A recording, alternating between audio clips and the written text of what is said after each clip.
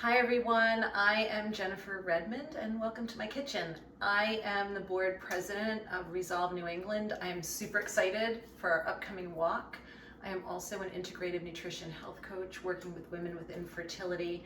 And today we're going to be baking my pumpkin breakfast cookies. It's a great, you can see it's a well-loved recipe. It's a great recipe for the walk. You can bake it a day or two in advance. It's a perfect grab and go. It's nutritious, it's got protein, it's grain-free, dairy-free, sugar-free. Don't let that scare you. It's delicious, and let's start baking. So we're gonna link to the recipe and all the ingredients, but I'm gonna get started. So what we're gonna do first is mix together the dry ingredients. We have a half a cup of almond meal or almond flour. We have a half a cup of unsweetened coconut flakes. We have 2 to 3 teaspoons of pumpkin pie spice. We have, I use 2.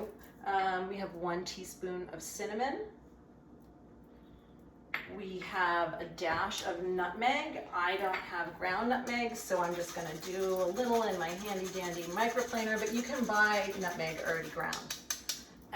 We are going to do a teaspoon of baking soda, and then we're gonna mix this stuff up. And then what's gonna happen next is we're gonna make a well in the middle of this, and we're gonna start adding our wet ingredients. So we are going to add, this is a tablespoon of chia seeds, and they've been soaking for just like 10 minutes in a 1/4 cup of water, and that turns it into like a chia gel. So it's actually a great egg replacement. So we're gonna put that in the well, and we're gonna put a half a cup of pureed pumpkin. Shortcut here, just use it from a can, it's delicious. No need to roast a pumpkin and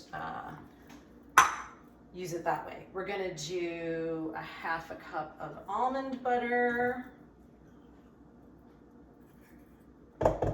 We are going to do a tablespoon of vanilla.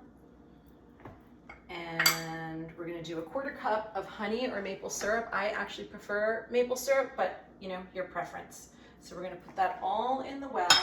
Oh, and a tablespoon of freshly grated ginger. I didn't have any fresh ginger, so instead of the tablespoon of freshly grated ginger, and I probably should have put this with the dry ingredients, but it's fine.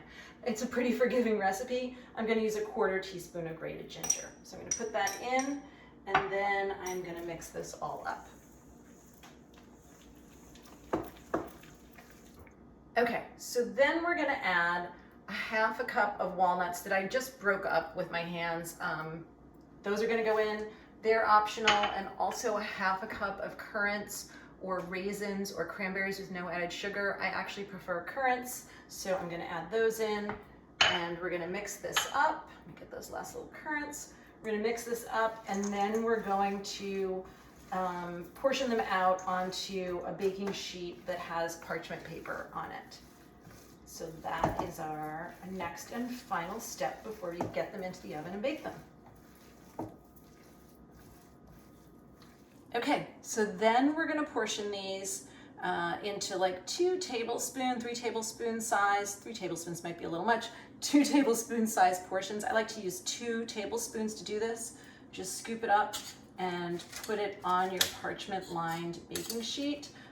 You could probably also use like a mini ice cream scoop, which I don't have, but that would probably make it easy as well. So you're just gonna portion this out and try and get them kind of even. Move that little guy over, and yeah, and we're just gonna portion these out. So before we pop these into the oven, we actually want to smush them down a little bit. They're not really going to spread. So you might want a teeny bit of water just so it doesn't stick to your hands. But you're just going to, that technical term, smush them down before they bake. And then they're ready for the oven. They go in an oven that's been preheated to 375, and they cook for about 12 to 15 minutes. And then we'll show you the finished product when they come out of the oven.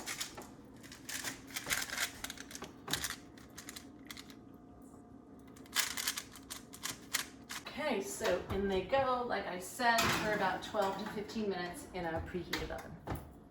Okay, in my oven, it's been 15 minutes and they are ready. So taking them out of the oven, I'm gonna put them on a rack to cool, and then they are good to go. They will last a couple weeks on the counter if they're in, wrapped up, or you can throw them in the fridge. And I hope you really enjoy them on the walk, or before the walk, or whenever you choose to eat them. If you do try them and you see me at the walk, please let me know. I'd love to connect. I'd love to know if you like them as much as I do. Thanks.